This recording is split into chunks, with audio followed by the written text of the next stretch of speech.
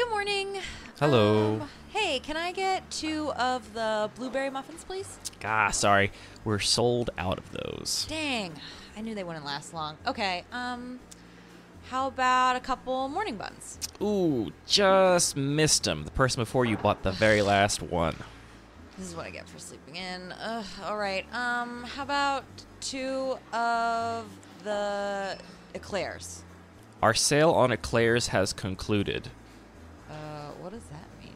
The product is currently unavailable for purchase. So it's also sold out? The sale has concluded. What are you trying to tell me? Thank you for joining us today. Are you okay? Please, help me.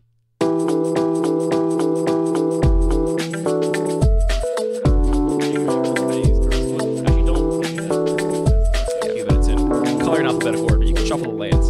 Great. And while you're doing that, I'll welcome everybody listening to this episode of Lucky Paper Radio. My name is Andy, and I'm here with my broski, Anthony Maddox. Hey, what's up, bro? How you doing, bro? Slightly different format for the intro, in that I'm just calling you my bro, because this is our bro set review, bro. This is a bro down, ho down. Bruh.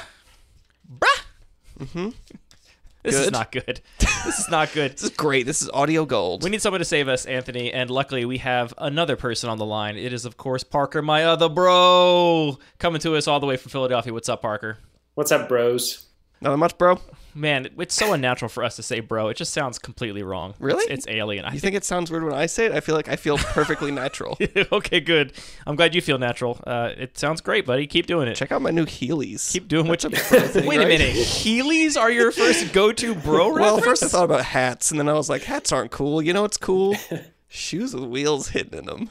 So when you think bro, you think like 11-year-old in 2001? I guess I'm thinking like, hello, fellow kids kind of vibe. That's not what a bro is at all. I don't care. Okay. Let's not litigate the details of what a bro is, because we have a lot to get to. This is our bro community set review. That means we are reviewing the results of our Brothers War and Brothers War Commander surveys and talking through all the cards that Cube designers are most excited about from across the community and across a span of different kinds of cubes. I always make Parker do the intro, but you know what, Parker? You get the night off. It's unfair that you come here, a couple times a year, and I'm always making you do the introduction and explaining how this survey works. Basically, if you're just tuning in for the first time, and recent metrics show that a lot of people are tuning in for the first time. We forget that every show is everyone's first show. So if this is your first episode of Lucky Paper Radio, when every new set is released, we conduct a community survey to determine which cards in that new set Cube designers broadly are most excited about.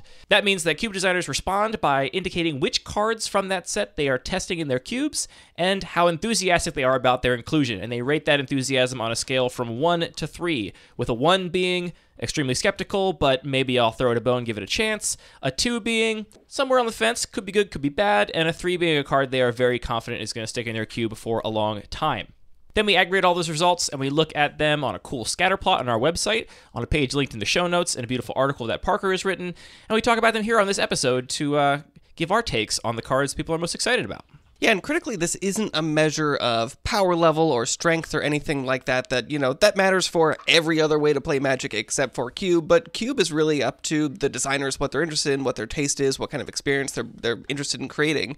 So people might rate cards high or low for whatever kind of reasons. Maybe they just think a card's going to play well, but they're not going to like the art long term, so that might be a reason they might exclude it. Or they might give it a low rating because they're worried it's too powerful. So this is really just a rating of the community's taste more than anything. Yeah, I mean, it could be a flavor-based cube, and they could be like, this card's going in literally no matter what it does, because this line of flavor text that just fits with the theme of my cube perfectly. So there's a myriad reasons any of these cards could be included, and what we're really looking at here is the average across all of the broad, beautiful diversity of cubes out there.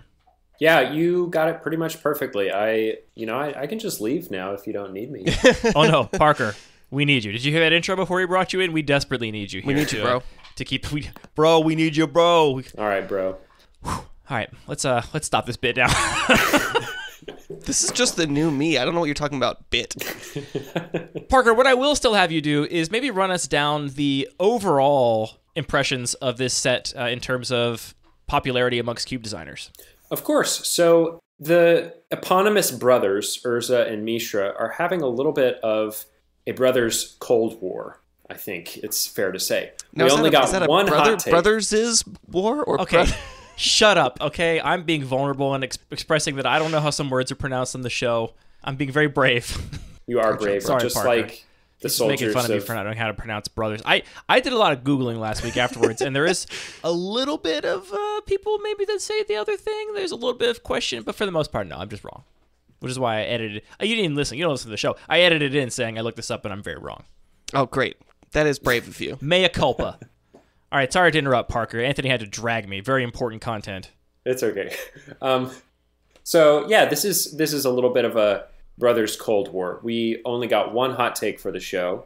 The median respondent to our survey is only testing 9 cards. Now, I mean it's not nothing. It's in fact about on par with Dominaria United, which was the previous set. But our respondents have only given, the median respondent has only given 2 cards from Brothers War a rating above 2.5. So there's only 2 cards at the median that our respondents are like confident in for their cubes. Again, this is firmly middle of the pack when it comes to our set surveys. Yeah, I feel like we are kind of...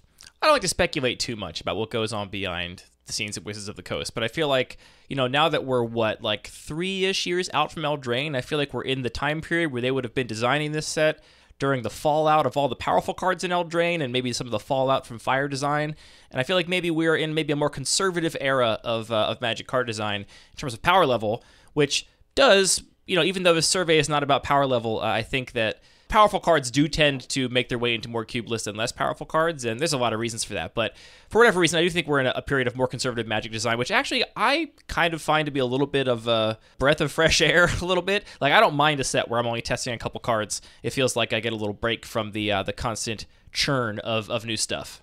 Yeah, something else I would hypothesize is that, like we were talking about in the previous episode about just the cards that we were interested for our own cubes, there are a lot of cards in the set that just care about these really specific themes or have really specific mechanics like the Power Stones or like artifacts entering the battlefield in green, which is kind of a new thing that doesn't actually, even though I think these are cool mechanics and cards in themselves, don't necessarily fit cleanly in the environments I already have existing. So I could see that kind of novel design space actually making it, as far as first impressions go, a little bit less of a home run set. Yeah, that's absolutely true. It could be that the cards in this set are appealing to a wide variety of players, but they just don't agree on which cards those are. For example, I actually loved these huge mech-like robots. I love them so much that I decided to make a cube on Arena that's based on the film series Pacific Rim, the great motion pictures. And anyway, so I'm testing in that cube 30 cards from this set, and they're all perfect because they're just these giant mechs, and it's going to go great with the kaiju from Ikoria, and it's going to be a great time. And so that's just one example of somebody who, for a very kind of idiosyncratic reason, is very interested in cards from this set. They just aren't interested in the same cards as the power-motivated cube respondents or whatever. For sure. I mean, I kind of appreciate that, Reed, that maybe a reason that this looks like a little bit less of a popular set is maybe just our reach for the surveys is increasing. We do have hundreds of people that have responded, which means people are interested in a lot more unique, novel things. And I kind of love that, looking at the sort of long tail of, yeah, there are a bunch of people interested in this one weird specific card. And, all the data that we've collected from the survey is published on the site. So if you're interested in seeing people's comments and thoughts on that, you can definitely go download that directly. Or, I don't know, if you're a data analyst yourself and want to take a stab at remixing this data and maybe finding other patterns we missed, that would be super cool to see. Yeah, that's true for all the surveys out there. So if you want a big old database to work with, do some of your own analysis, by all means, dive in. Some sets, we have a kind of clear division between the top cards, and then there's a little break where a lot of people are testing the top 11 cards, and then there's kind of a gap between the 11th and 12th card. That's really not the case with this set. It's kind of a very linear... classic rank frequency chart here. Yeah, pretty much. It's a very linear step between different cards all the way down the scale, and there's a few outliers at the top, which we'll get to, obviously, the top 3 cards, basically top 2 cards. But for the most part, there's just a percentage or 2 difference between all these different cards. So where we draw this line is kind of arbitrary. We're going to talk about the top 8 cards in this set. But before we get to that, I think we each have some cards we want to talk about that didn't make it into the top 8, but that we are dying to discuss. Yeah, I'm going to start with the highest rated Power Stone card in this set. Or not the highest rated, but the most tested. This card is Horned Stoneseeker. It's 1 and a red for a 2/2 creature lizard. It has Menace. It has, when it enters the battlefield, create a tapped Power Stone token. And when it leaves the battlefield, sacrifice a Power Stone. So, like I said, this is the most tested card that references the Power Stone token, which is new to this set. Technically, Karn from the last set previewed it, but this is, its first real outing. And Horned Stoneseeker is seeing play from a paltry 6% of our respondents, with an average rating of 1.9. That's a lot lower than I was expecting. For this card specifically, or for the Power Stone mechanic? For the overall? Power Stone mechanic. I mean, if it wasn't Stoneseeker, I had assumed that at least one card from the set would, be appealing or novel enough that it would see more widespread play than 6%. And I think the reason that we're not seeing that maybe is a little bit of what you were talking about, Andy, where we might be in a post-Eldraine, post-Fire design kind of world, and these cards aren't pushed on power level. I don't know. It may also be that the Power Stone token itself is less appealing than treasure or food or clues or the examples that we've seen of artifact tokens prior to this. Or it may just be like token exhaustion. I don't know. What do y'all think? I mean, I wonder if just this particular mechanic might have been, in the way this set was designed, much more tuned towards limited, because I think it really works well in that context where there are a bunch of cards that are just sort of making incidental treasure tokens, and that kind of feeds into the artifact theme, obviously the scalable, prototype artifacts that then you can cast as huge things, giving you sort of a ramp effect from these common and uncommon interactions that are going to come up pretty often. But that might mean if you're not, designing an entire cube about making that effect work in that way, it's going to be a little harder for these incidental cards to make a lot of sense. Yeah, I have not been following Standard at all. I'm not sure if any of the Power Stone cards are making waves. I think I'd be surprised if they were, just because none of them stick out to me in terms of power level outliers. And we saw this a little bit with the Karn Planeswalker when it came in the previous set. People were all like, oh, this is bad. We don't like this. I think what you're saying is true, Anthony. Like, the Power Stones are tuned for limited, but I think they're also tuned for this context. And in a context where you have a lot of things to do with colorless mana, all these cards that make Power Stones might be tuned with the expectation that the Power Stone's pretty valuable because you have a lot of stuff you can do with that mana, whereas maybe in a normal set where you don't have as many mana sinks, you don't have as many big colorless spells, the Power Stone's value goes down a little bit, and that sort of slight shift in just the relative value of it has a big impact on how popular the mechanic is. I mentioned on the show last week that I don't have any cubes currently with really an artifact matters theme, but I think if I did, I would still not be that into Power Stones, to be honest, because compared to treasures, I think it's a lot less exciting. Treasure is cool because it allows you to maybe have a little bit of a greedy splash, or one of those very light splashes we've talked about on the show before, or it's a thing that lets you have very explosive plays. The Power Stones are really kind of slow and long. So many of them enter the battlefield tapped with all the cards that make Power Stones. All of them in the set do, actually. Every single one. It's just, yeah, I guess that's a very conservative thing, right? Make them all come into play tapped, so you can't possibly start chaining things together and make mana positive spells. But yeah, I don't know. It feels like a very conservative application of this design, and even if I cared about making token artifacts, I think I would be much higher on treasures and other things before I'd be looking at these Power Stone cards, which are just, it's just a colorless mana rock. Yeah, you mentioned Karn from Dominaria United, and I forget his epithet for that set, but it does remind me of the phenomenon of anchoring bias. You go to a used car dealership and they are selling you a car for $20,000 or whatever, and then you try and talk them down. And so when you get them to talk down to $15,000, you're like, hey, I got a deal. But they might have inflated that price in the first place to anchor you to think that it's worth $20,000 when it's really only worth $10,000, right?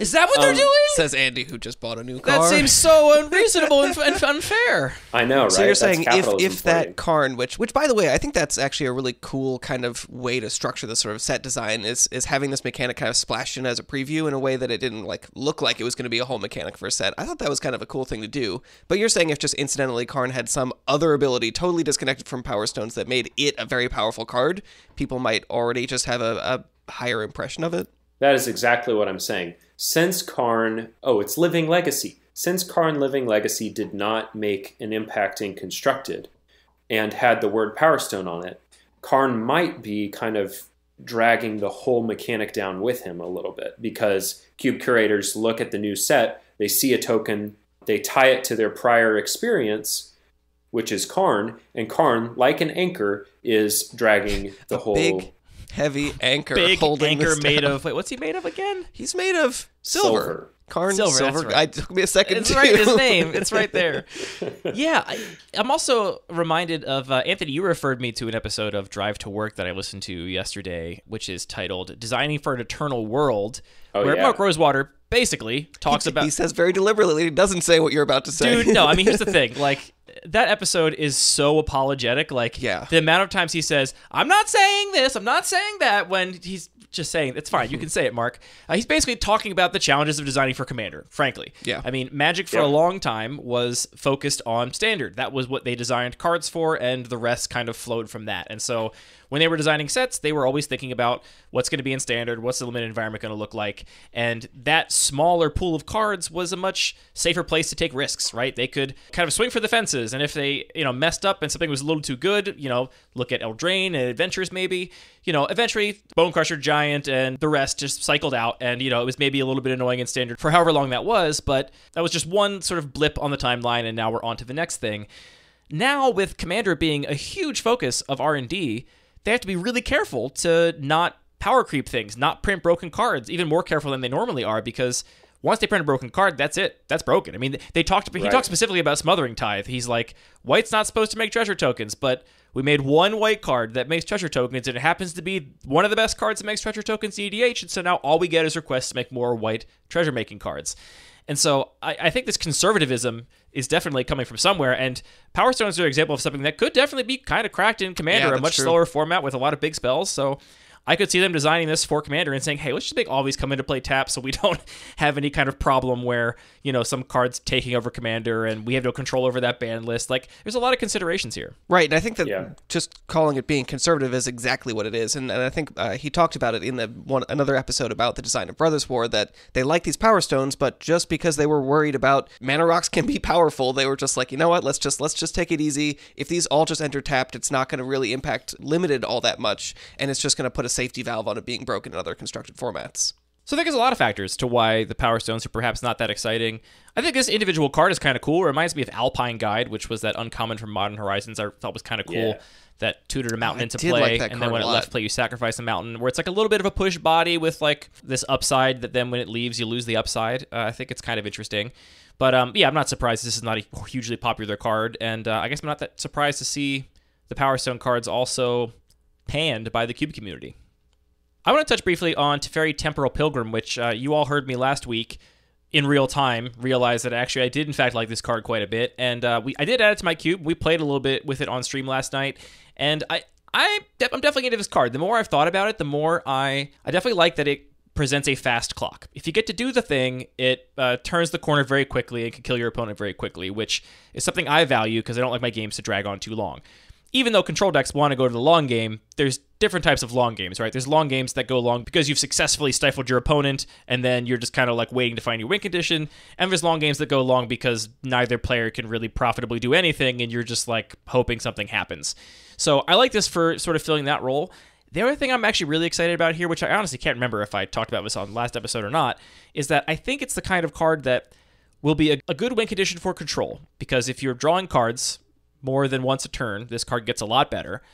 And it's also not going to be the kind of 5-mana Planeswalker that like a 4 or 5 color deck is going to happily just sort of slam as a greedy sort of top end. It'll be fine. I mean, it's not bad. It draws a card every turn. It makes a decent token, but it's really going to be maximized at decks that are drawing lots of cards, which I think are going to be decks that are heavier blue, have more cantrips, get to abuse things like Brainstorm, and for that reason, I think it's going to be a little more appealing as an actual dedicated control win condition, which I think is one of the hard things about control win conditions, is finding ones that are not just going to get also snapped up by the greedy 3-color deck and just run in a soup pile. Yeah, I mean, I think it's cool that it is a little bit more of a build-around. It's not just this thing that comes down, protects itself, and then generates value slowly in a very linear way. It really interacts with what else you're doing and gives you a couple different decisions that, I think it is that nice amount of being a build-around that is going to just function differently in different decks, and I think that's a cool feature of it.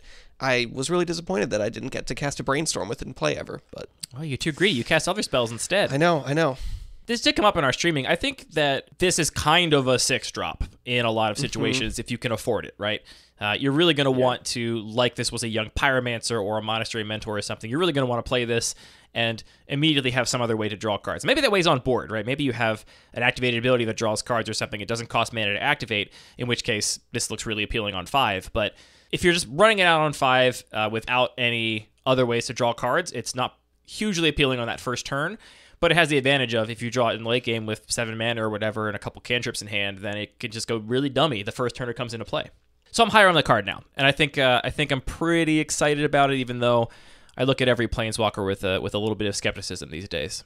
And it is being tested by 15% of the respondents to the survey and has a pretty reasonable rating of 2.1. So it's not like no one's interested in it, but it's not the slam dunk all-star that we've seen from a lot of other big Planeswalkers.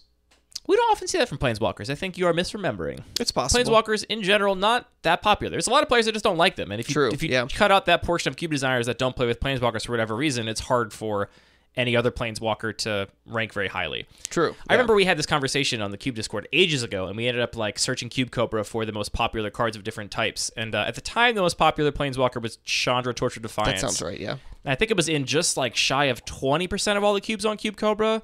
And compare that to Lightning Bolt or something, which I think was in 65% or something like that. The Planeswalkers overall, not that popular. I mean, we have to mention again Scrapwork Mud. This doesn't quite crack the top 10. We don't have to mention it, but you have to mention it. We've got to. I have to. I really just continue to enjoy this card. It's being tested by almost 20% of the respondents, so I'm not alone in loving this card. It's also got a rating of 2.1 Do you think that's the Anthony Maddox bump? No, I don't think so. We could analyze it. We could go check of the responses. We got most of these responses before we released the podcast. That is true. About it, right? That is true. Yeah. I mean, I think this is just definitely one of those cards that obviously fits into the set's mechanical themes, but it's just so open-ended and flexible that it's going to fit in so many different contexts.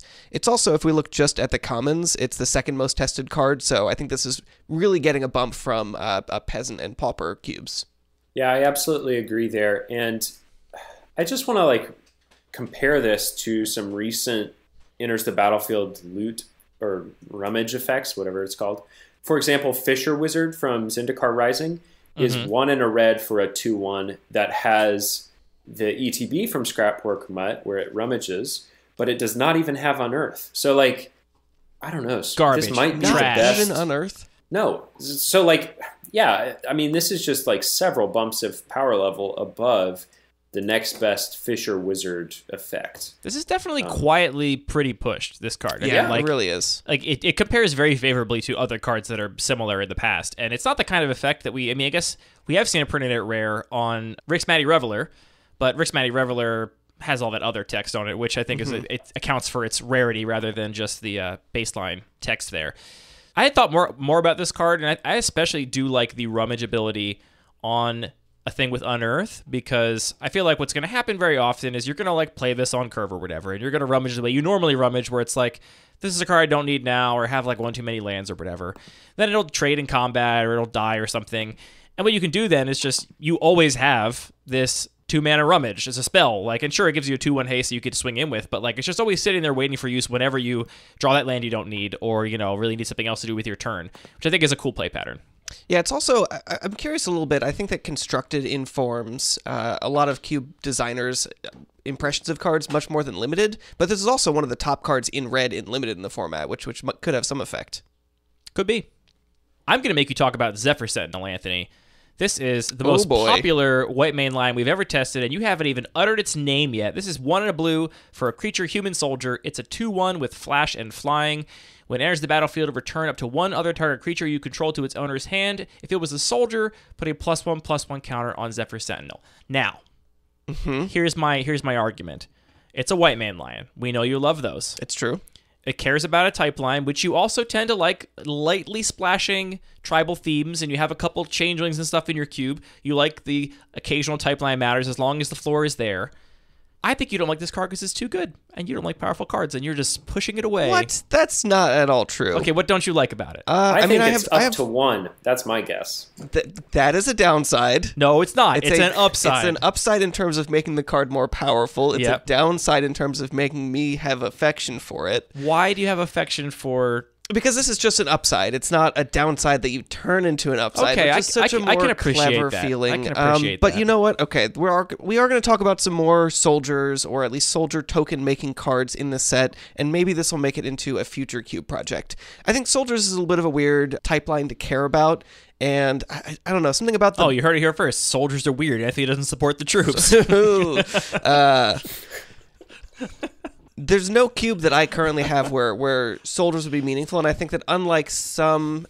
Tribal is really difficult, where the balance sometimes just looking at the floor and the ceiling of a card, sometimes it's like, oh yeah, this is a card I'm going to play, but if I get a relevant creature type that's a little bit of a bonus, that's going to be great, but I don't necessarily need that. I feel like on this card, I really, really want that bonus, because a 2-mana 3/2 flyer that also potentially gives you some other upside is like really, really powerful, and I think losing that point of power is a big, big downside in terms of how powerful this card is. So I think that this is really going to signal you want to have some other soldiers in your environment, and that doesn't describe any environment that I have right now. I think that's where I'm at. I don't buy it. I think a 2-mana flyer is roughly on par with the environments that you are curating right now. Right. No, I think that if I just put this, get people to play away, if I put this in my regular cube, I think it would be powerful. I think that if it just didn't have that +1/+1 counter text, I would like it a lot more. I think that it's because people are going to look at it and say, oh, well, I don't have any soldiers. I'm seeing that. You've never said this about any of the zombie payoffs in your cube. That's because there are a bunch of zombies. Like, you can reach for that. All right, this was still nagging me, so I went and I checked the regular cube list on Cube Cobra. Right now, Anthony has 17 zombies across the entire cube. You want to guess how many soldiers? 16. So Zephyr Sentinel will be the 17th soldier, exactly the same amount of support. Checkmate atheists. Oh, boy. This guy will bend over backwards to not play powerful cards. I don't think that's what's happening here. Okay. Also, I don't have to bend over backwards. I can just sit here and look at it and not pick it up and put it in a cube. That's true. It's very easy. You are well within your rights, but if you want people to play and be excited about White Man lines, the card type you enjoy, you should make it a little above the power level of your cube. I've written it right down here in my note. I'd be thrilled to take a Zephyr Sentinel in the regular cube. All right, here we're also going to go ahead and pull up Cube Cobra and do a little filter on soldiers. Note that he never ever says how many he found. See? He knew. He stayed quiet. All right, well, we're talking about how Anthony overlooked Zephyr Sentinel, a clear, obvious slam dunk in the regular cube. I do want to mention briefly Soul Partition, which is a card I was really high on, and then I got quite a bit of feedback, I would say, after last week's episode, that actually this card is bad and it's unplayable, and what was I possibly thinking? I said my part last week. I won't say it again. I do think this is a really good tempo removal spell. It doesn't get rid of the thing forever, but it makes them draw a bad version of that thing, namely a version of that thing that costs 2 more mana. And there's a lot of time where they're just going to kill them before they get to cast it anyway. It's not a control card, and I think people look at removal spells and they're like, I want my removal spells to be control cards, and so maybe that's something that's unappealing about this.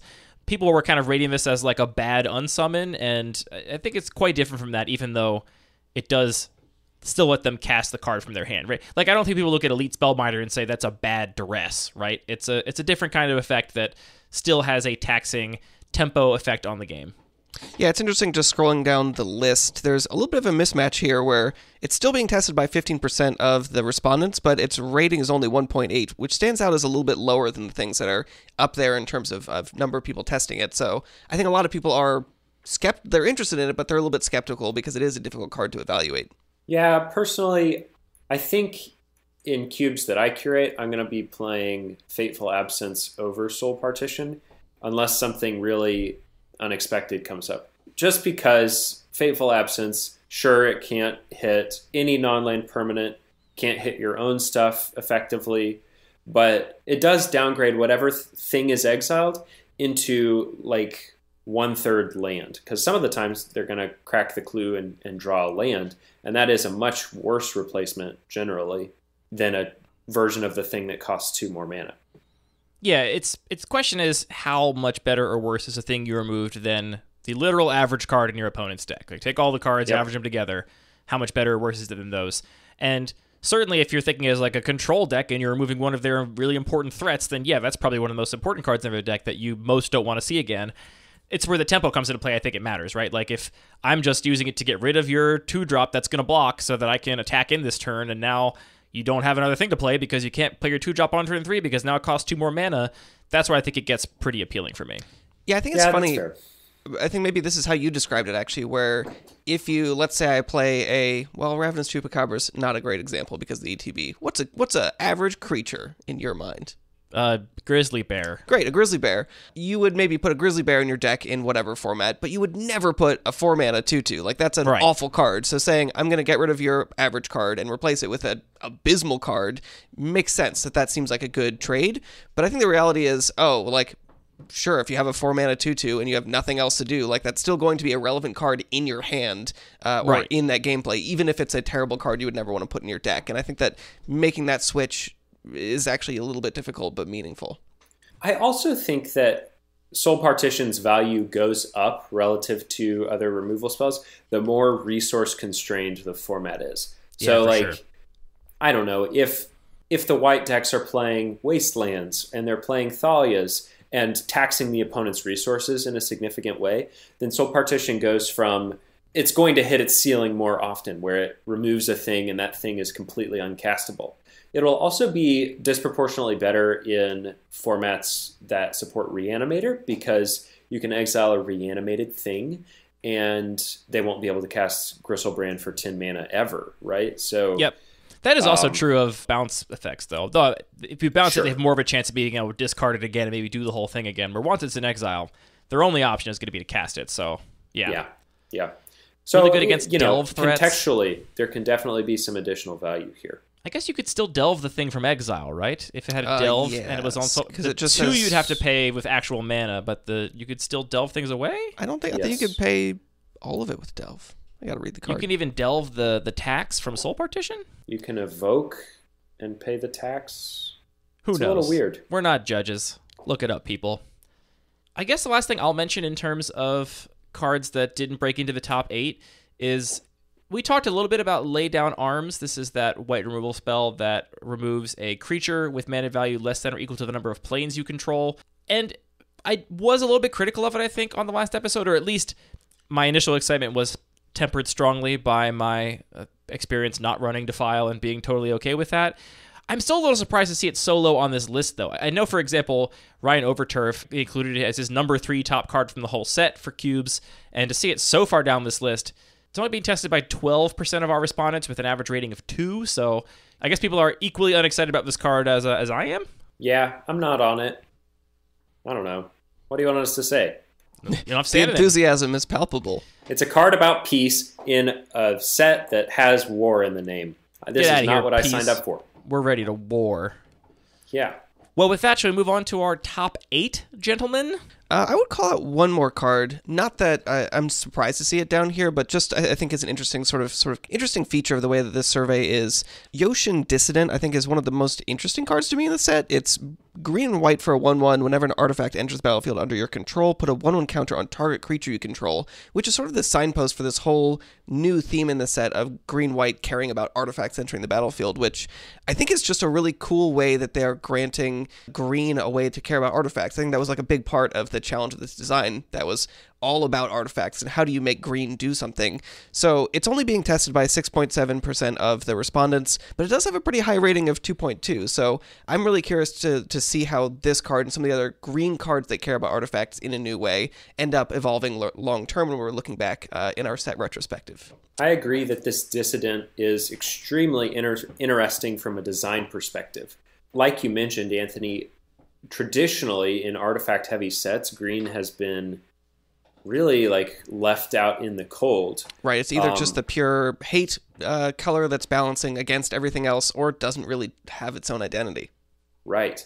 And you know, we've gotten some exceptions to that rule. I'm thinking of Carapace Forger, who was a little Metalcraft Tarmogoyf lookalike or Watchwolf lookalike from Scars of Mirrodin. So, you know, it's not that we've never gotten such cards, but I think we've gotten these cards at a higher density than ever, and especially in a way that explicitly cares about artifacts positively in green. And I think that's pretty new. I want to point out here that one of these green Artifact Matters cards actually showed up in Constructed already in a big way. Serenth Steel Seeker, which is 1 and a green for a 1/2 creature, human, artificer, scout. When an artifact enters the battlefield under your control, look at the top card of your library. If it's a land card, you may reveal it and put it into your hand. If you don't put it into your hand, you may put it into your graveyard. This was in a deck that Aspiring Spike 5-0'd, I think it was an RCQ with, which was a, Feasting Troll King, Asmo, Underworld Cookbook food deck that uses... That deck keeps popping up. Well, it uses, Serenth Steel Seeker to just, smooth everything out. Every single food that comes into play, which is a lot with that deck. You just get to churn through your deck. You get to bin more Oval Chase Daredevils to get them back. It, makes the whole deck really come together. And so I know that at least he's kind of cautiously optimistic that could be a maybe, tier 2 fun brew that is making use of this weird uncommon. Yeah, very cool. Sick. That card's way down the list, only 3% of respondents. So, yeah, I'm curious to look back and see if people's opinions change on those kinds of cards. The only reason I know all this is because I saw him tweet something like, this deck is real, and it had Serenth Steel Seeker in it. I was like, what is that card? Well, why is this deck real? And I watched some of the video because I wanted to know why this card was playable in Modern, and it's pretty interesting. Without any further ado, let's go to the top 8 cards that are tested by the most Cube designers from across the Cube design community. I think you should take number 8, Anthony. I'm happy to. So we talked about this in our Cube Inclusions episode, but this card is Bushwhack. It's 1 green for sorcery. It's choose 1, search your library for a basic land card, reveal it and put it into your hand, or target creature you control fights target creature you don't control. I am a little bit surprised to see this so high up on the list just because it is kind of a fight spell. At the same time, it is very flexible. It's kind of being compared, I've seen it to Abundant Harvest or... I reject the comparison to Abundant Harvest.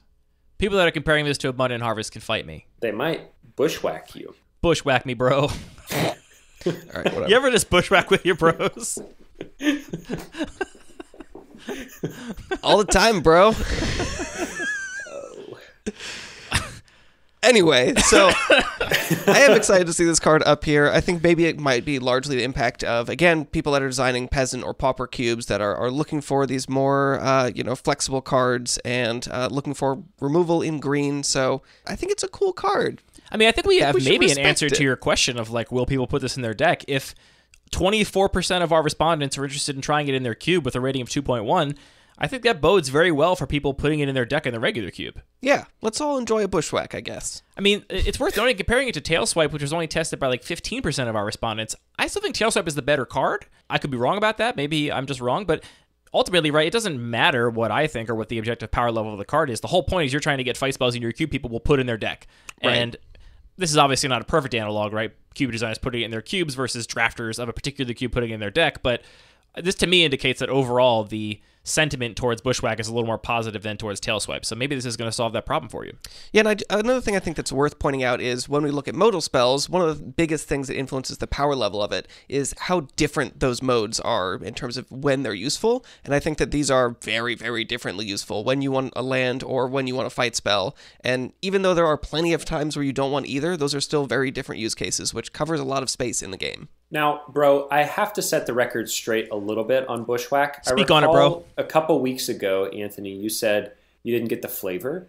The first mode is you're taking the lay of the land quite literally, and you're setting the ambush, right? And then the second mode is you sprigging the ambush and bushwhacking somebody. So if you think... Is that what I don't think that's means, what bushwhacking just means cutting your way through forest, which... Sure, No. you're gonna go in the forest and you're gonna find some monsters. That's gonna happen. You're gonna get into a fight. What if it was called Bushwhack Whack Bush? I'm going to Merriam-Webster right now to look up bushwhack. This is gonna be First you some bushwhack, this is gonna then you be whack the some bush. new kind of spell, new card kind of frame format where each spell has 2 modes, It's but the mirrored. words are just mirrored. Palindrome I don't frame. know how. Yeah, palindrome frame. That's gonna be great. First definition of bushwhack. Transitive verb, to attack someone by surprise from a hidden place, Wow. aka Wow. ambush. Man, Get wrecked. brand new to me. The dictionary Never describes challenge bushwhacking. Parker on something if you looked up in a dictionary. This bro is a nerd. He will get you every time. Are you gonna check him on this? He could just be completely lying. No, I'm not going to check him, but we Yeah, have a lot me of either. listeners. They'll do it, and they'll probably just side with him. All right. no Well, matter I think that's enough bushwhacking, bro. What do we got next? the next card Whacking is around the bush.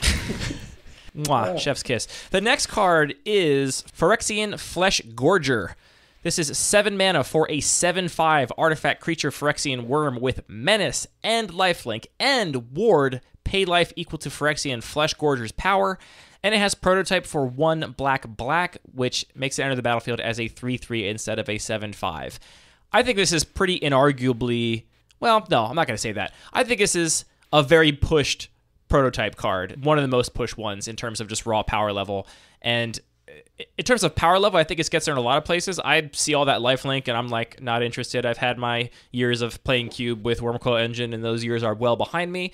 But not surprising this is appealing to people because it is just a powerhouse of stats. Yeah, I mean, 3 mana, 3/3, Menace, Lifelink, Ward, that is a lot going on. And that even has flexibility on top of that. You can even blink it to make it huge. So yeah, it's not surprising that people are drawn to it for being exciting and powerful.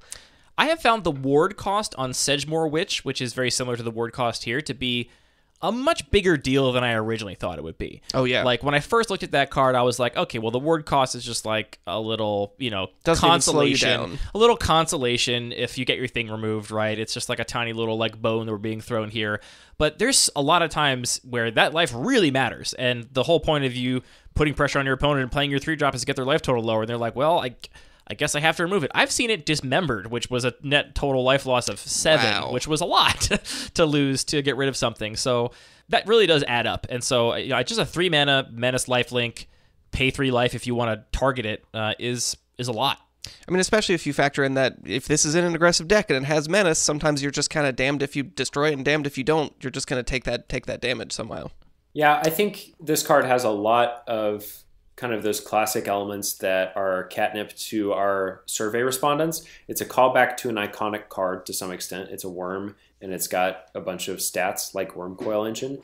It also offers novel synergistic hooks, like this blink thing, like the artifact thing, and then it's also just a big creature to be cheated out in cubes that support Reanimator or Tinker or whatever. And I think all of that kind of combines to make a recipe that's pretty appealing for almost a quarter of our respondents. Yeah, I think if you're down with lifelink and you're in the market for a big 7-drop that's like a huge haymaker, this is one of the top ones I'd be looking at. Andy, you are the weird one for not liking lifelink. Look, I'm gonna start a movement here. I'm gonna get people behind me on this. I definitely I don't know about that. respect and understand your dislike of lifelink, even though I'm much more tolerant of it than you. I mean, it might sound overstated on the show. I do still have a fair amount of lifelink in my own cube, despite my predilections against it. It's just that a card that gains life has to really earn its keep. I will point out, though, that even though a couple more respondents are testing it, it has exactly the same average rating of 2.1 as Bushwhack. So people like it just as much. You can come out of the bush and whack this worm. Wow. Every episode is someone's first episode, and if you come back and listen to us again next time, I appreciate it. Parker, tell us about the brand new Skull Clamp on the block. Okay, the brand new Skull Clamp on the block is also known as Transmogrant's Crown. It's 2 mana for an artifact equipment.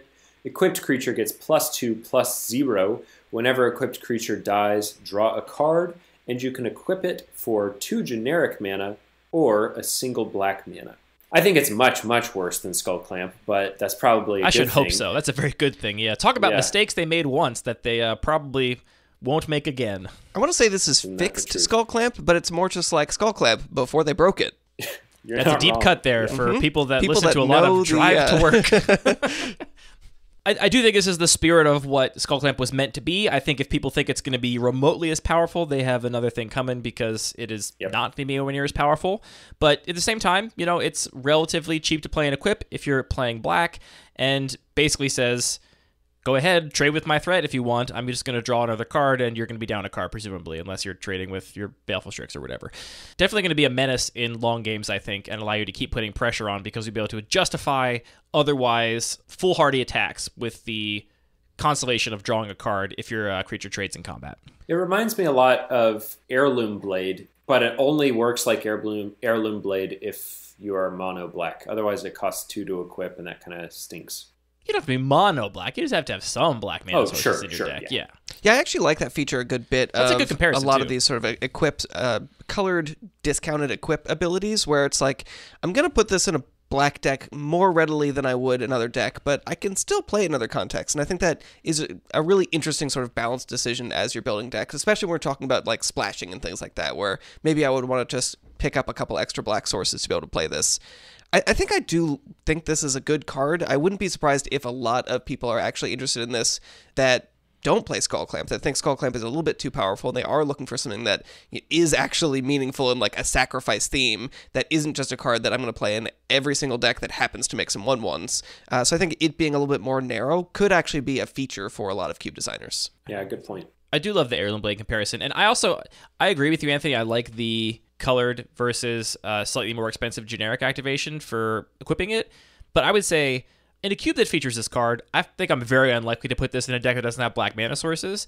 But I really like that still as a fallback where, like, if I don't have black mana, I can still equip it, right? Yeah. So even if I'm playing in my deck that's a black-red deck or whatever, if I don't have a black mana sitting around, I can still get something out of my card instead of having it be dead. Right. And that modality, once it's in my deck that does have black mana sources, which is where I want to play it, is still very welcome. Yeah, I mean, it helps that in almost every context, this is going to be a card you're going to most want in black decks anyway. So it sort of fits together as a whole design, not surprisingly.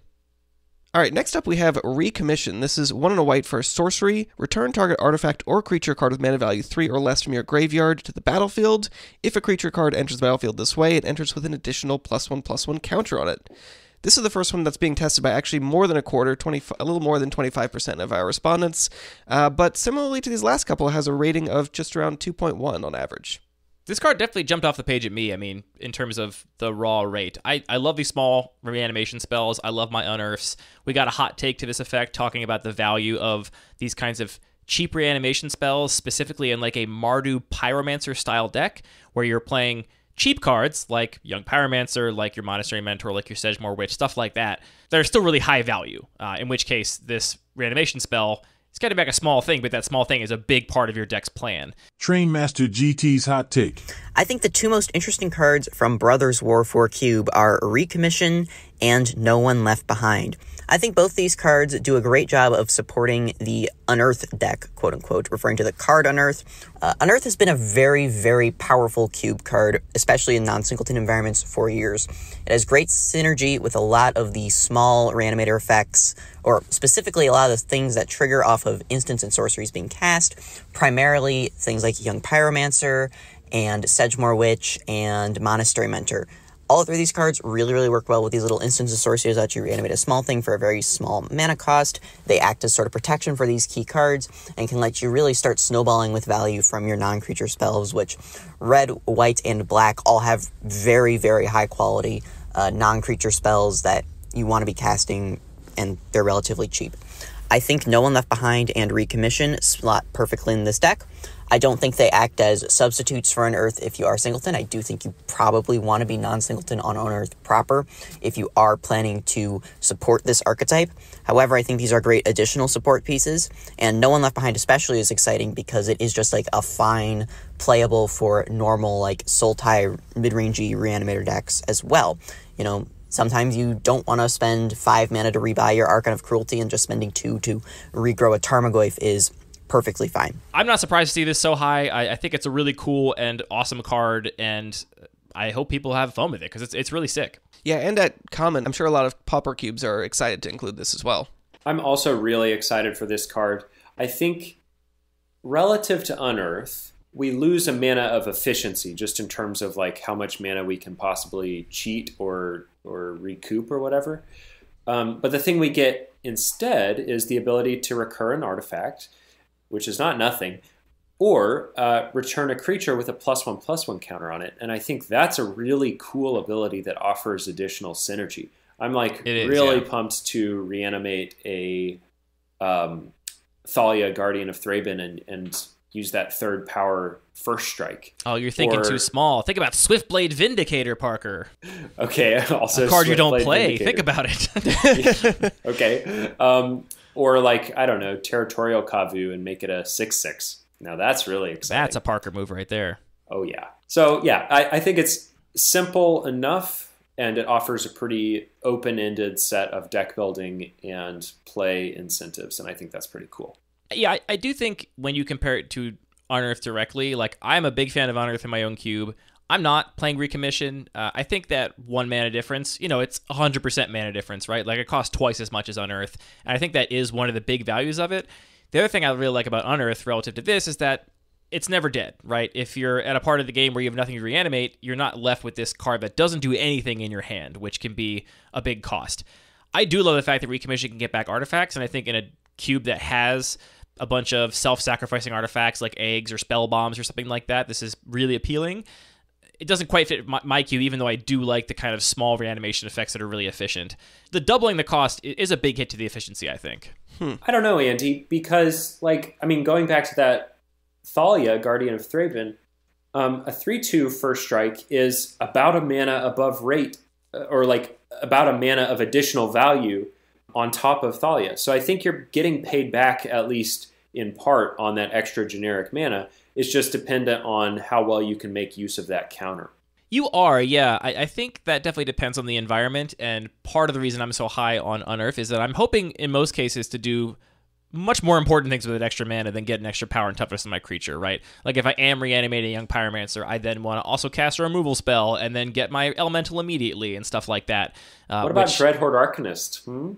Okay, now you got me thinking. I like that. That's very cool. That's cool. You can't see Parker's video, but he just literally did like a little orphan Annie, put his palm under his chin and look at the sky willfully. It was beautiful. Thank you. I do love that effect of this, right? Even buying back a 1-drop with this, you're not going to feel awful because you're probably going to get about 2 mana worth of a card, even if you get back a 1-drop. And obviously, you get back a 3-drop, you could potentially make some very powerful 3-drops by putting another +1/+1 counter on there, especially with cards that have flying, other keywords like Parker mentioned.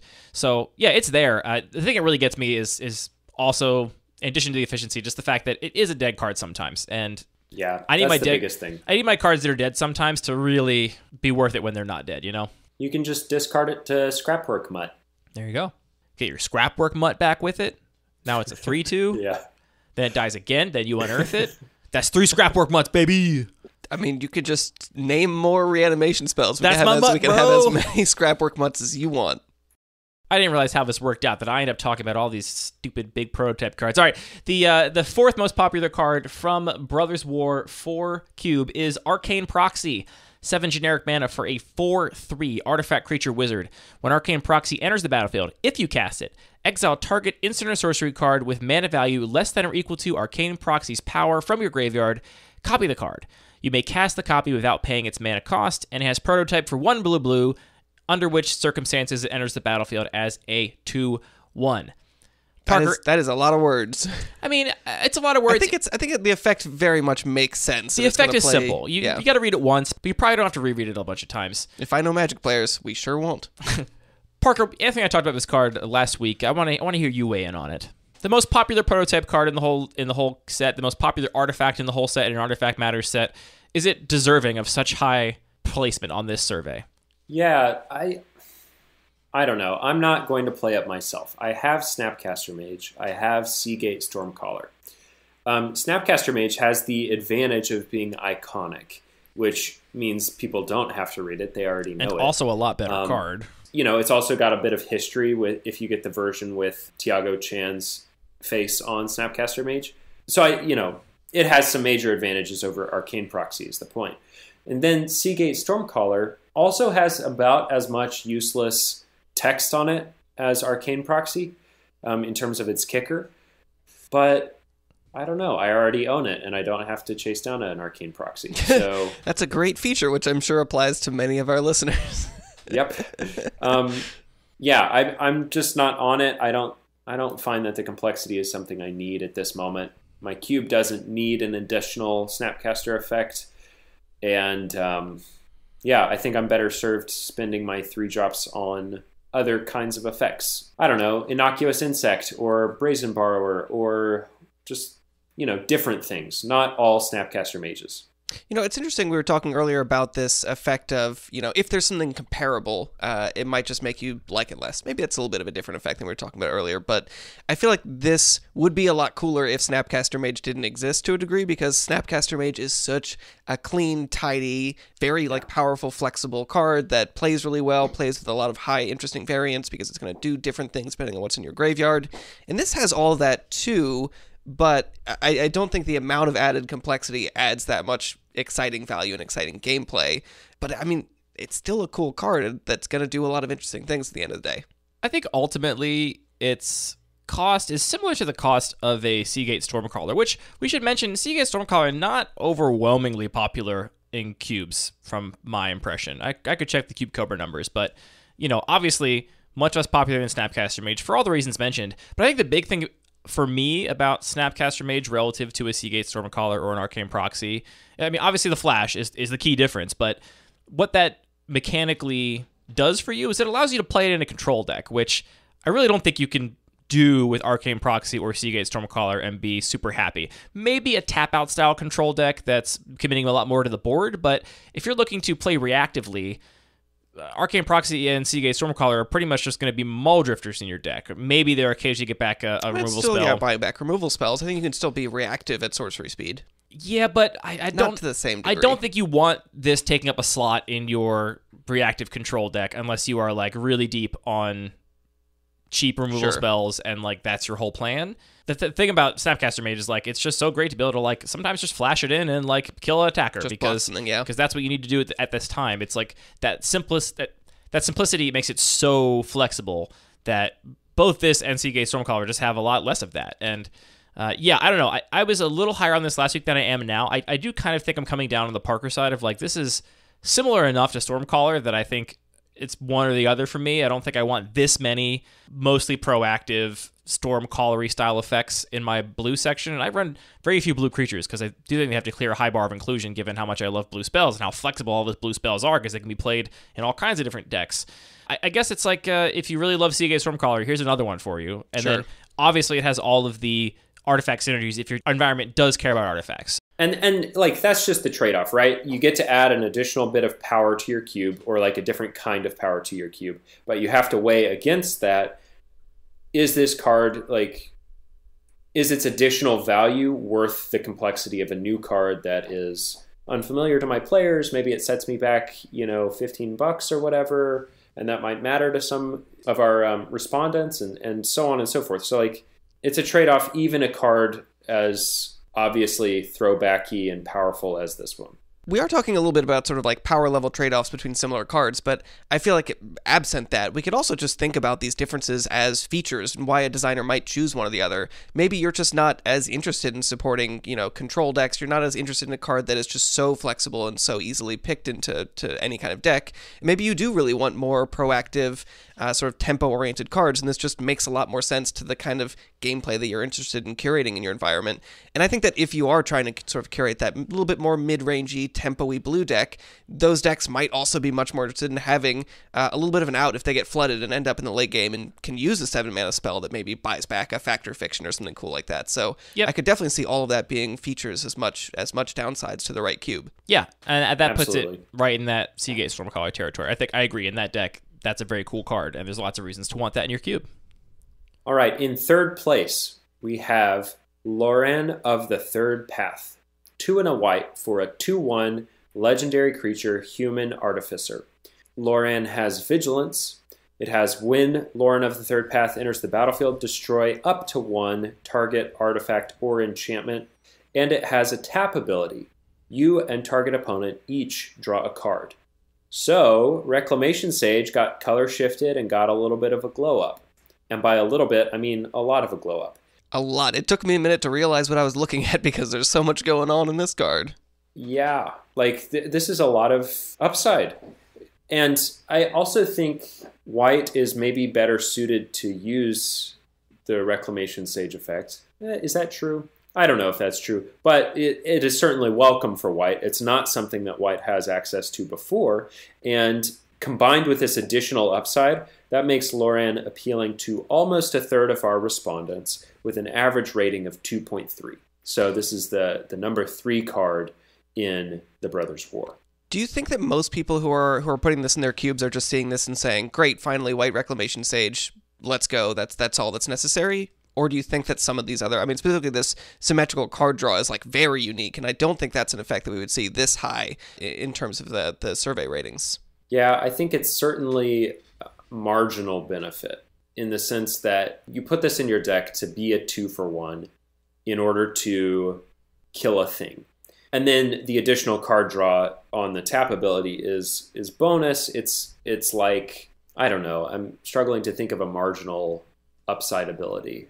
Oh, it's like the Monstrous on Fleece Mainline or something. It's not something that you expect to activate every single game. The reason the card is played is for, I think, the Naturalize effect. I do think the effect is kind of interesting, though. Obviously, like, it's probably mostly designed for multiplayer, where you target the opponent that is least threatening, and you basically are like drawing cards without a huge cost. And I think that's a kind of a cool interaction in multiplayer, that you're helping somebody else out and balancing the game. I think even in 1-on-1, this effect could come up sometimes, though. Like, if you're playing against an opponent that just has 6 cards in hand and you're down to nothing and you're a pretty aggressive white deck, them drawing a card is not as big a deal as you drawing a card, because you have no other resources, and they are probably more constrained by mana resources than card resources. So I think that there are going to be games where this could be relevant. I do think this card is high on the survey, pretty much just because people are seeing it as a White Reclamation Sage. Yeah. I do think White generally is better positioned to take advantage of this effect, only because it's better positioned to take advantage of that cheap body. I think that the destroying it, artifact, or enchantment, fine. Each color benefits from that probably roughly equally, but in your green deck, your Reclamation Sage, maybe it gets in for some damage, maybe it doesn't. Most green decks in most cubes are not trying to race their opponent really quickly and get them dead. They're not an aggro deck.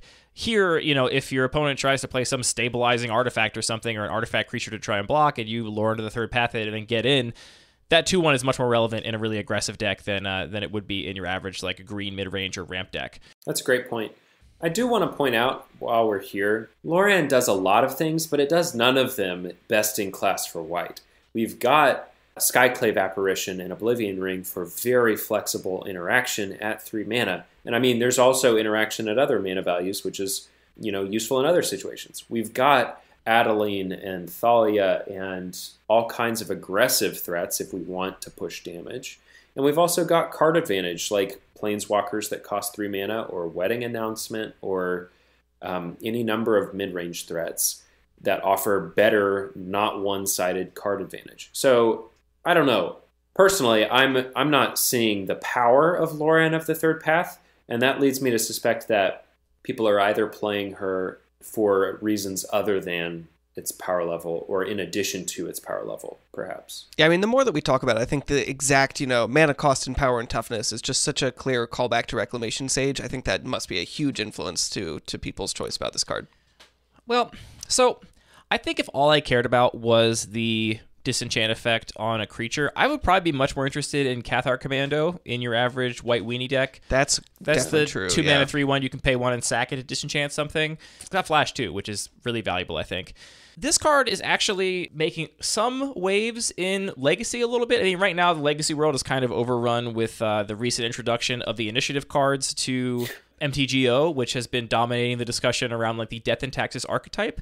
That's hilarious. But this card is slotting in, I think, quite nicely to that deck for a couple of reasons that we haven't brought up yet. So it's a legendary card. If you're playing Caracas, this is a recurring Reclamation Sage, which does give it some upside over other options. It's also a way to protect it, obviously, which is nice. Also, the symmetrical draw, I don't think it's going to come up in Cube that much, but people in Legacy are playing it alongside Spirit of the Labyrinth, which says your opponents can only draw 1 card each turn. You just tap it on their turn. They don't get to draw a card. You get to draw another card. And it's got Vigilance, so you can do that while you're attacking them down for life total on your own turn. So, sorry, I just can't help myself. This is probably never going to come up in any cube ever either, but the other reason that Lauren is seeing some Legacy play is because it allows you to stifle your Doomsday opponent's win by responding to their Thassa's Oracle trigger and forcing them to draw a card from their empty library, thus killing them before they win on the Oracle trigger, which is very cool. So if you have a self-mill Thassa's Oracle deck, maybe Lauren is a response to that. These upsides, I think, could definitely come up in the right cube environment. The Caracas one I think is going to be pretty common. Caracas is still a widely played card. I personally don't understand why. I think that card is miserable to play against if you have any legends in your cube. But this is the kind of situation where I think Caracas can be very cool. When you kind of draft around it, you specifically draft legends with enter the battlefield abilities, and you can reuse them. Yeah, I think people are mostly ranking it high because there's still this reputation Reclamation Sage has as kind of the de facto disenchant on a stick, and finally getting it in white is exciting to people. I think people are also interested in maybe trying to find some utility in these edge cases, and some cubes definitely will.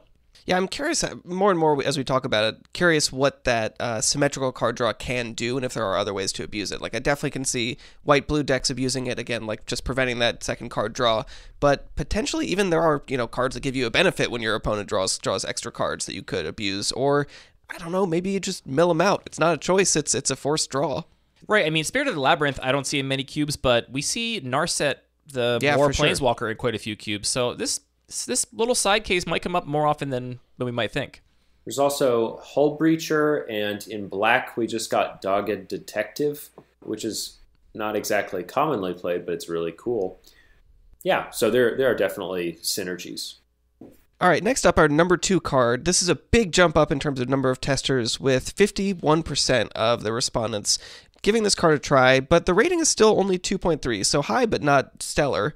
This is Recruitment Officer. It's 1 white for a creature human soldier. It's a 2/1, and it has 4 mana. Look at the top 4 cards of your library. You may reveal a creature card with converted mana. I'm just reading it wrong. With mana value 3 or less from among them, and put it into your hand. Put the rest in the bottom of your library in a random order. I'm not super surprised to see this way up here, just because it is another one in a series of 1 mana 2/1s in white that we see pretty consistently with, I think, a pretty substantial upside. So I'm surprised not to see it higher, to be honest. Really? I mean, we had Usher of the Fallen at like 85 or 90% of our respondents were excited about Usher of the Fallen. And there's a lot of factors that could be at play here. Like you said, Anthony, maybe our reach has just gotten wider such that we're finding more cube designers that are not following the classic white Savannah Lions aggro archetype, and so we're getting more people that are not caring about this card that otherwise might. Which, if that's the case, I'm delighted. It's also possible that, we just keep getting these cards and we're finally at a critical mass where people are like, cool, but I've already got the ones I like for my cube, which is kind of where I'm at, even though I wouldn't say that I'm so committed to that aggro archetype as other players. I think we established like 3 or maybe 4 white Savannah Lions in my cube. Yeah, I'm also in that portion of cube designers who's just like saturated on 1 mana effects with marginal upside. And I think at this point, actually, I think this has been true for years now, that even for cubes pursuing the peaks of power level, we can still choose which cards we like best out of similar effects. We're not like Recruitment Officer is not so much better than vanilla Savannah Lions that if you prefer Savannah Lions, you can still play that and it will be perfectly fine and it won't really change your power level. This is one of the rare circumstances where I actually would love to see time-traveling supercomputer numbers of how a Recruitment Officer over a Savannah Lions actually affects win percentage. And I think playing it a bunch, you might develop an intuition of how often you actually get to activate it, which you could argue is the upside, and that's when it matters. But if that upside is never changing the outcome of games, then was it really upside, or was it just more actions you had to take on your way to the grave, So I'd be really curious to know exactly how much it would affect it. And I would guess it'd be very marginal, the amount of times you would actually win a game. Yeah, I think Parker's right. I think it's like you get to choose, and the overall impact on power level is pretty small. I see what you're saying about sort of the story of if you were going to activate this in, a very classically powerful card where your strategy is play a bunch of 1 mana 2/1s. If you're at the point in the game where you're going to activate this, you've already lost, is kind of the story you're telling, which a little bit makes a lot of sense to me. But at the same time, if you're going from, I have nothing to do, to now I potentially get to draw a bunch of cards, yeah, there are plenty of games where this is just not going to be meaningful, but that is a huge difference in just like the amount of stuff you can do to potentially keep in the game. So I think there are going to be a lot of those in-between games that this is going to swing. I do think that this is a powerful effect, and I also think it's a fun effect. It's a cool card. To be clear, I'm not saying that's... The story I'm trying to tell is not just one of an aggro deck that I don't think can win once it gets to the point where it's got 4 extra mana to dump into an activated ability.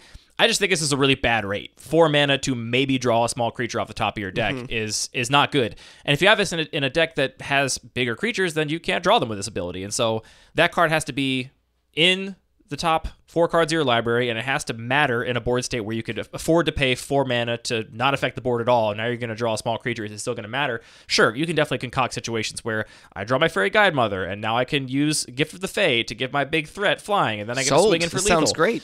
You can construct those situations for sure. I just don't know how often it's really going to matter. And ultimately, it doesn't matter, right? Like, who cares what the actual win percentages are? If you like the card, as you do, Anthony, then you should play it. And I do think people are going to the Bushwhack point, draft this and put this in their deck a lot more than they would a Savannah Lions because it's new, it's shiny, and it has this promise of potential late game value. Yeah, I mean, I think that maybe my regular cube, where I am going to give this a try, is kind of the perfect environment for it, where you don't necessarily really want to play a 1 mana 2/1 in most decks in my cube, but like you said, if you have it on turn 1, it is going to be relevant and effective. So the fact that this is either that on turn 1, or, you draw it on turn 5 and it's a 5 mana 2/1 that draws you a card, or, maybe it still, gets in there. It has some relevant board impact, but then on turn 8, you're flooded out and suddenly you're getting a little bit more advantage to, get some reach, draw some Fairy Guide Mother or other way to get your opponent dead.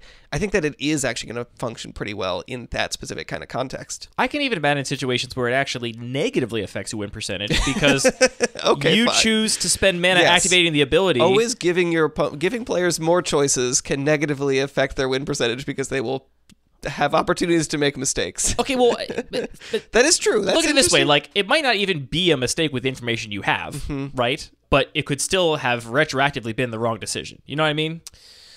No. Okay, so let's say you've got something else you can spend 4 mana on, and you've got your Savannah Lions in play. And if your only option is to cast the thing you can spend the 4 mana on because you have no other options, you just do it. And if you have this in play and that 4 mana option, you could choose the wrong option. Look, I'm glad I could be a rubber duck there. You could choose the wrong option, but it might be the right option at the time, but obviously you shouldn't ever choose the, what I'm saying. Yeah, I mean, the story isn't like, when is Recruitment Officer, when is its ability useless in the games that White Aggro was already going to lose? I think the story is, when does Recruitment Officer win you the game? Like, it hits a card, that card is relevant, that card changes the tide of the game, so you weren't already going to win, you were going to lose, and that changed to a win. That's the marginal power of Recruitment Officer, and I think that marginal power is... Yeah, I mean, I think that the games that this is going to turn are the games where you've played an attrition battle with your opponent. You're both kind of exhausted of resources. Maybe you have plenty of mana, but you're both just out of cards. And this gives you an out for, okay, now I'm not, going to lose to top decking 1 more land than my opponent. I actually can generate enough advantage to close out this game.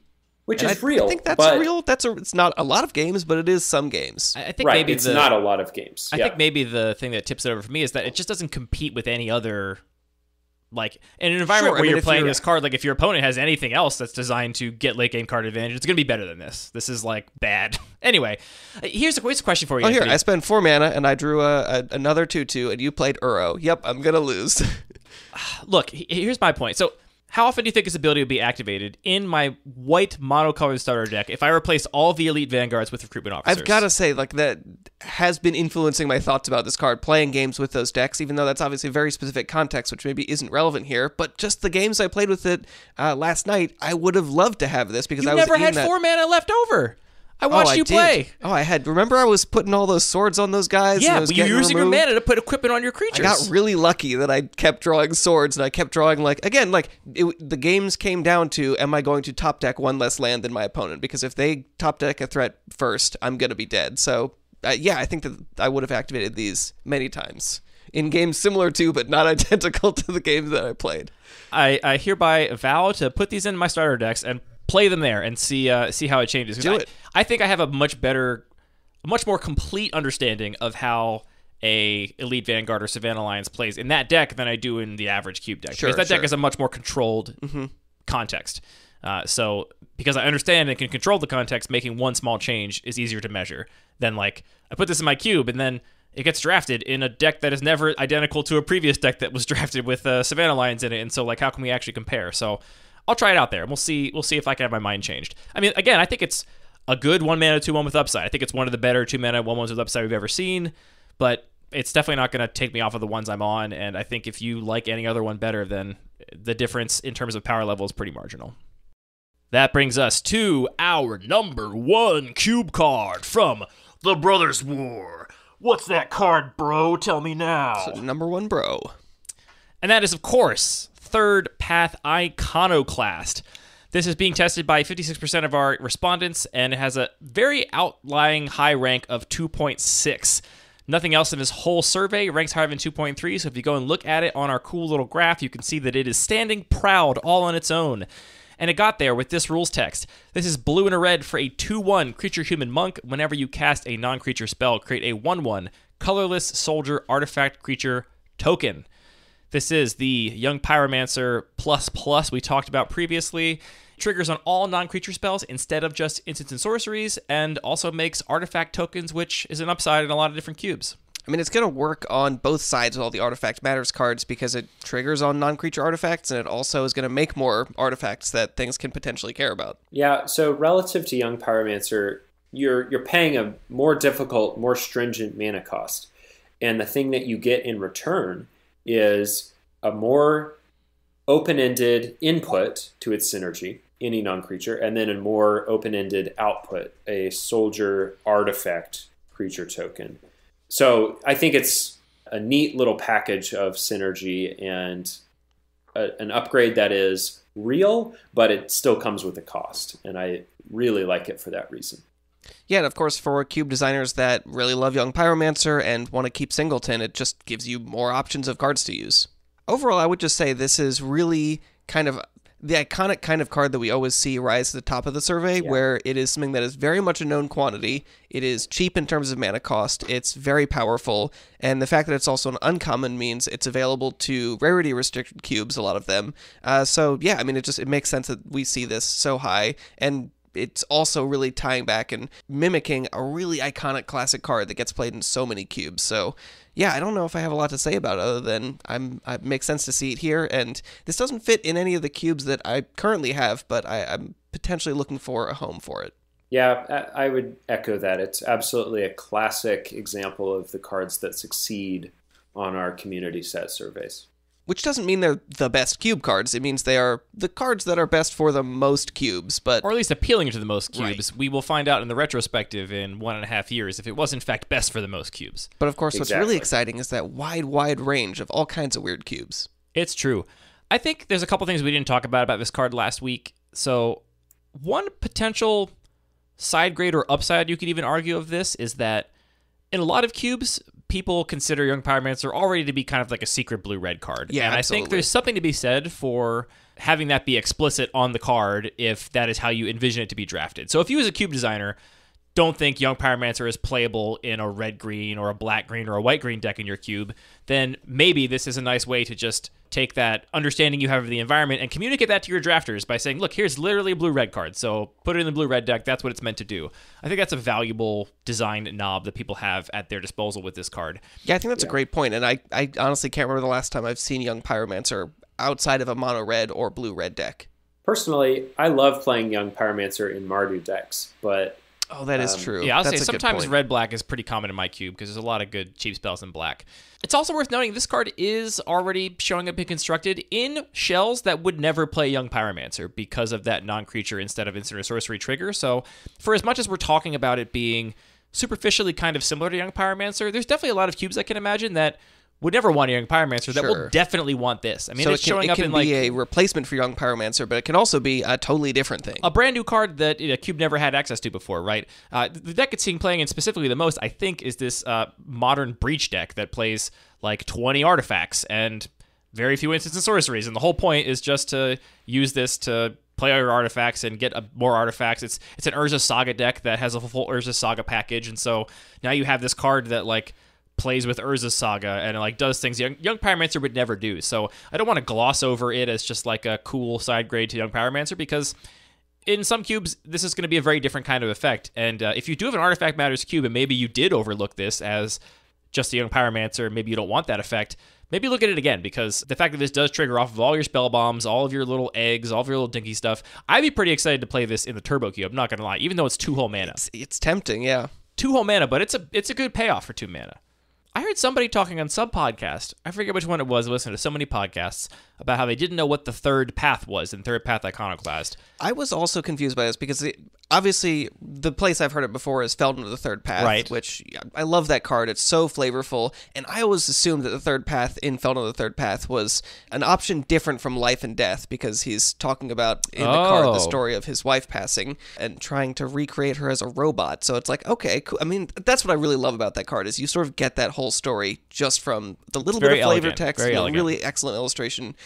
But I don't think that's true. I don't think being a robot is the third path. I hate to say it. It's not. Okay, let me clear this up for you. Oh, good. Great. Feldon has been reprinted in this set, kind of, as Feldon Ronam Excavator, which is further down the list. It's a cool card, but we didn't talk about it. Feldon is married to Lauren of the Third Path. The Third Path is the side of the war that is not Urza or Mishra. That's what I assumed, was that it was not taking so the Third side. Path Iconoclast or robot. It's just the neutral. It's the Switzerland, or I don't know. Switzerland is fighting still. It's like yeah, my understanding is also they were just taking a very different approach. There are this group of wizards that are taking a very different approach to magic, and they're not as much about giant big robots and more about actually casting spells and being cool wizards, which I mean, I honestly just love the Brothers War flavor. Like, I haven't gone back and read the novels or anything like that, but you get so much of the flavor from the cards, and I find it to be super compelling. Like, this sort of sci-fi, big, massive robots, and this idea of, well, why would magic coexist with machines? Well, it's because people don't know how to use magic yet. They're working on it. They're learning, and one of the ways that they're doing it is digging up all these old artifacts and using magic to infuse these machines, and having this other faction that's saying, hey, there's this different approach to magic, and we can actually learn and improve in a different way. It's super flavorful to magic, and I like that. Yeah, it's very cool. I did not play during this time, but this set is just dripping with flavor, and it's very interesting to kind of come upon as somebody who's new to this era of lore. It's funny. I'm not a big Magic lore person. I was playing back in like the original Urza Saga days. I was a child. I'm not a reliable narrator from that time period because I was 8, but whatever. I was playing back then, and I'm not convinced that like this is a more compelling story than modern Magic stories, but I think there's something to be said for the fact that even if the story was awful, it has like a real world history now. Like, it is the early days of Magic, and even if it was like a totally hokey story, it's the Magic that a lot of people working at Wizards now grew up with and like had their own ideas about, and now they get to actually like manifest those ideas. Like, it's become a thing unto itself because it already has so much actual Earth 1 history, right? Because it actually, makes sense on our sort of timeline as having real history. Yeah, I mean, it also just has a lot of depth, even if that depth is not to your taste or isn't like the kind of sophistication you want from a work of fiction. It is real depth, and I feel like it is so much more compelling than a lot of the recent sets like Amonkhet or Kaldheim that are just sort of like, hey, we're gonna grab. Amonkhet was like 6 years ago. Yeah, it was recently. Name another one, Strixhaven. It's like those all feel like they're Name really a woman. Name a woman. I don't know what that is. I'll show you afterwards. Just sort of starting with, hey, here's our one headline. It's like magic, but in ancient Egypt. Magic, but with Norse mythology. Magic, but wizard school.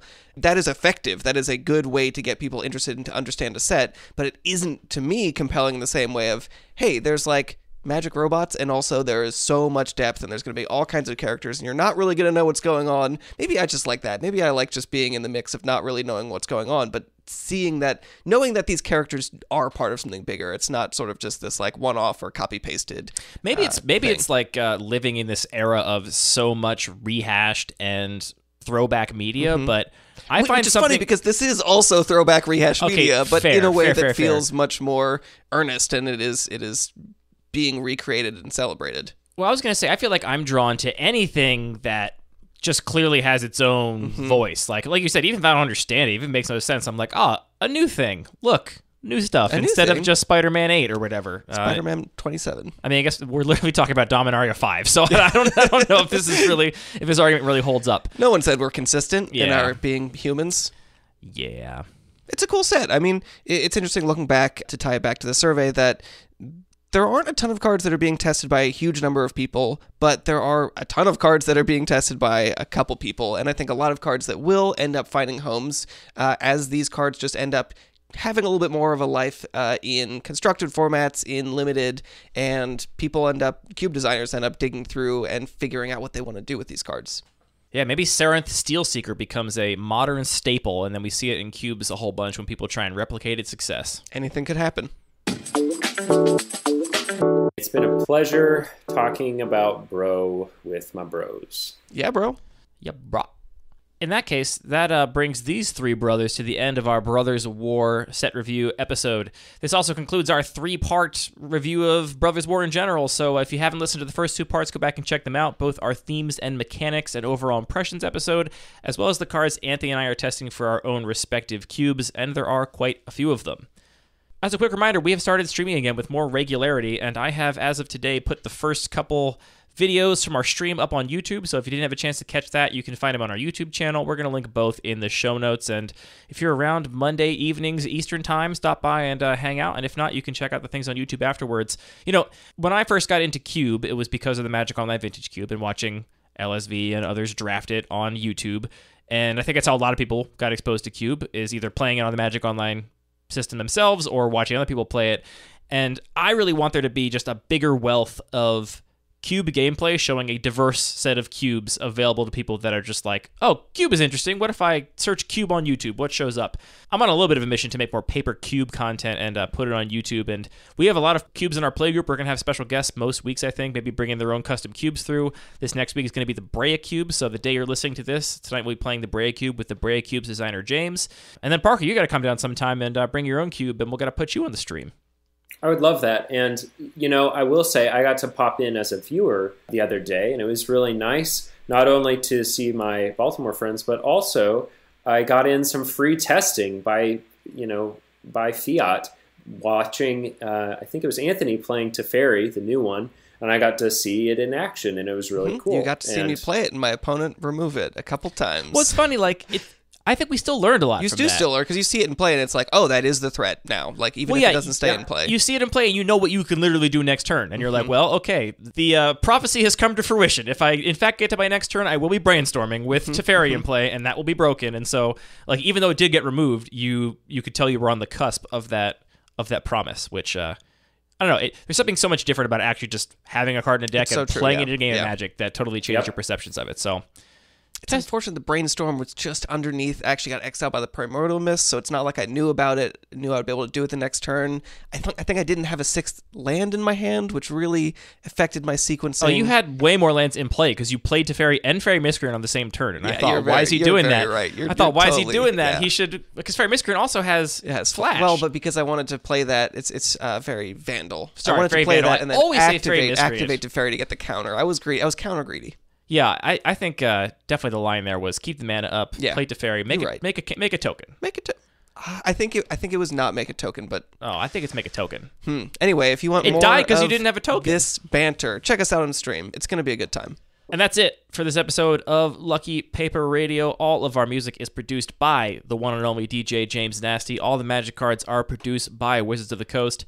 This show is produced by just 3 bros chilling in a Zoom call 6 feet apart because they're not gay. I don't know if you know that meme, Parker, but it's a meme. It's a meme. I'm not a homophobe. Being gay is cool. Hey, and we should give a big post-credit thanks to everyone who submitted the survey. This wouldn't be... I mean, this is a great resource, I think, to everyone looking back on the set in the future, and we really appreciate everybody who takes a legitimate amount of time to go through and fill that out, and we also really appreciate all the comments that help sort of inform our conversations about this.